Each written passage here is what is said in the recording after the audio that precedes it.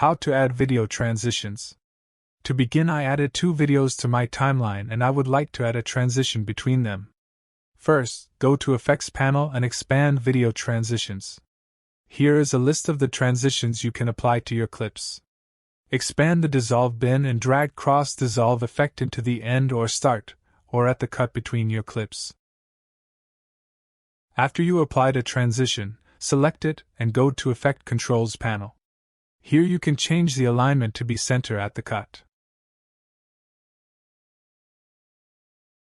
You can drag one of the ends of the transition left or right to increase or decrease its duration. For a more precise duration, you can double-click on the transition and in the pop-up enter the duration you want. You can also add transitions to the end and start of your clips. Just drag the transition you want to the end or start of your clips.